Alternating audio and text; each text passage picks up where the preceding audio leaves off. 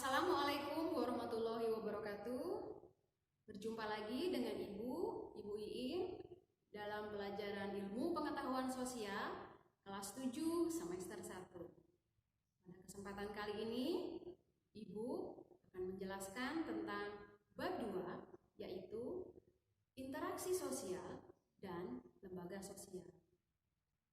Sebelum Ibu menginjak pada definisi interaksi sosial, Ibu akan memberikan beberapa ilustrasi kegiatan yang mungkin sering kalian lakukan sehari-hari. Yang pertama, misalnya ada 2 orang siswa sedang membicarakan tugas IPS di depan kelas. Yang kedua, seorang guru yang menyampaikan materi di depan kelas kepada siswanya. Dan yang ketiga, pertandingan sepak bola antar kelas.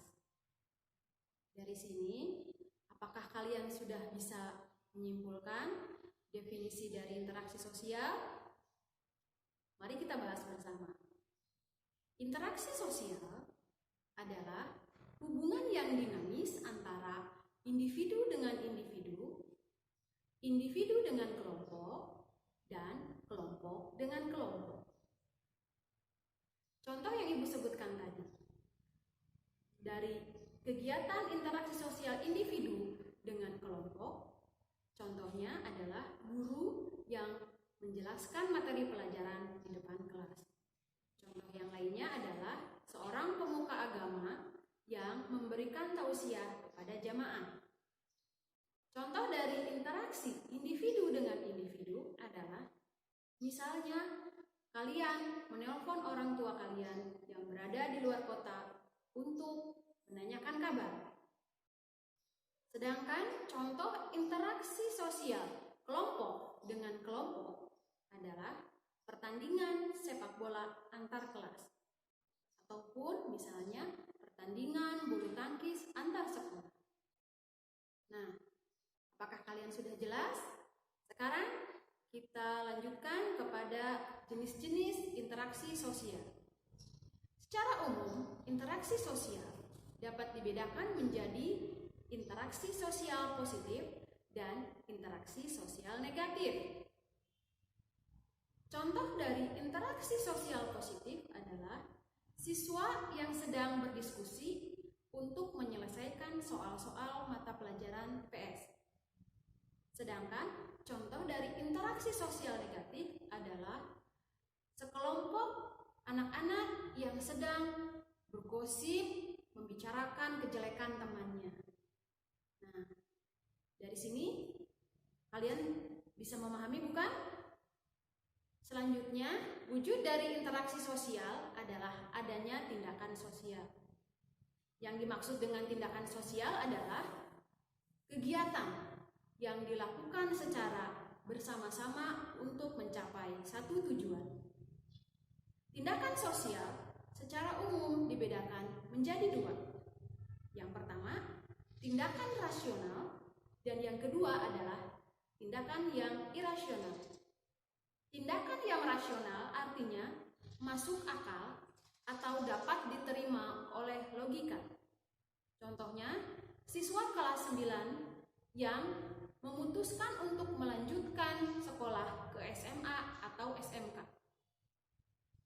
Kemudian tindakan sosial yang irasional, contohnya adalah misalnya orang-orang yang ingin mendapatkan kekayaan dengan cara yang instan dan mendadak, dengan cara melakukan bisnis money game atau penggandaan uang dengan menggunakan jasa paranormal.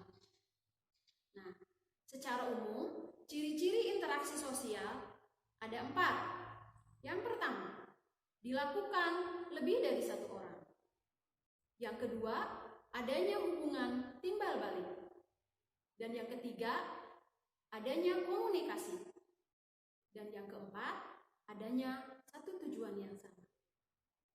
Secara umum, syarat-syarat dari interaksi sosial ada 2.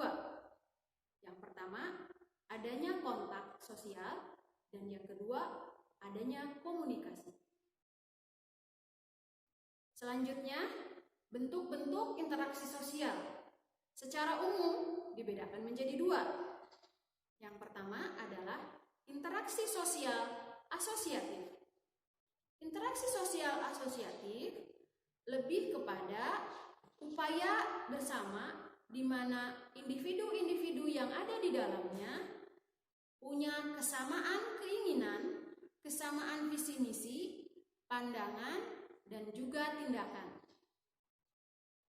Kemudian yang kedua adalah bentuk interaksi sosial disosiatif, yaitu di mana individu-individu yang ada di dalamnya memiliki perbedaan pendapat, keinginan, dan lebih cenderung kepada pertentangan, sehingga bentuk interaksi sosial disosiatif lebih cenderung ke arah yang negatif. Secara umum, bentuk interaksi sosial asosiatif dibedakan menjadi tiga. Yang pertama adalah kerjasama. Kalian sering menjumpai adanya kerjasama dalam kehidupan sehari-hari. Contohnya adalah masyarakat di desa yang melakukan kerja bakti membersihkan lingkungan, ataupun jika ada tetangga yang melakukan hajatan atau selamatan, tentu saja akan saling membantu. Itu adalah contoh dari kerjasama. Yang kedua adalah akomodasi. Akomodasi adalah bentuk interaksi sosial asosiatif di mana tadinya terdapat banyak sekali perbedaan, pertentangan, baik itu pendapat maupun tindakan, yang kemudian masing-masing individu menyesuaikan diri untuk menjajaki adanya kebersamaan. Nah, contoh akomodasi mungkin sering kalian temukan dalam kegiatan sehari-hari. Misalnya adanya mediasi, ya.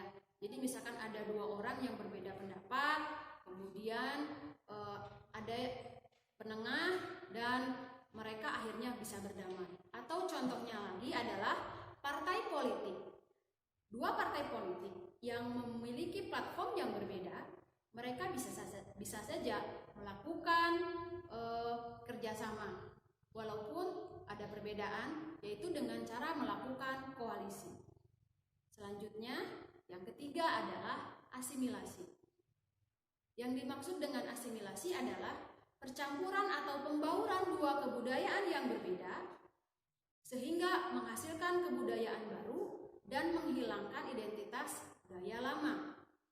Contohnya adalah masyarakat dari Tionghoa yang datang ke Indonesia, asalnya mereka menggunakan bahasa ibu, yaitu bahasa Tionghoa, namun karena mereka menetap di Indonesia, mereka terbiasa untuk berkomunikasi dengan menggunakan bahasa Indonesia ataupun bahasa lokal, sehingga bahasa Tionghoa menjadi tidak dominan lagi digunakan dalam kehidupan sehari-hari. Nah, selanjutnya bentuk interaksi sosial disosiatif juga dikelompokkan menjadi tiga. Yang pertama adalah persaingan atau kompetisi. Dalam kehidupan sehari-hari, kalian sering melakukan kompetisi secara sadar maupun tidak sadar. Contohnya, kalian berlomba-lomba untuk mendapatkan prestasi di kelas.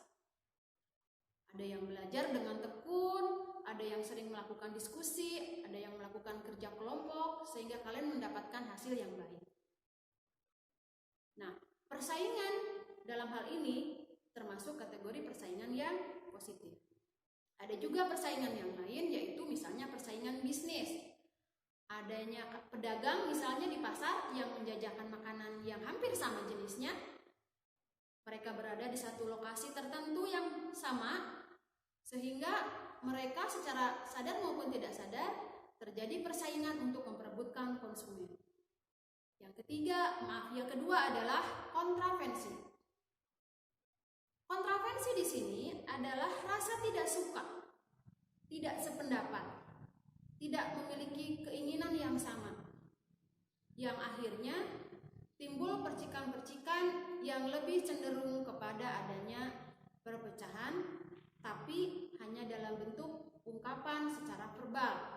Misalnya, dalam pemilihan ketua kelas, ada beberapa siswa yang mengajukan beberapa calon. Tentu saja calon yang terpilih belum tentu disukai oleh kelompok lain, sehingga mungkin kelompok yang lain belum bisa menerima bahwa si A secara mayoritas terpilih sebagai ketua kelas. Kemudian untuk interaksi sosial disosiatif yang terakhir adalah adanya pertentangan atau konflik.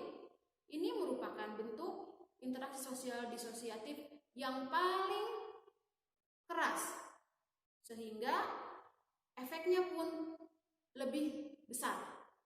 Contohnya adalah tawuran pelajar antar sekolah. Nah, anak-anak, bagaimana setelah kalian mendengarkan penjelasan dari Ibu? Apakah kalian sudah paham? Ibu akan sedikit membuat rangkuman dari pertemuan kita kali ini.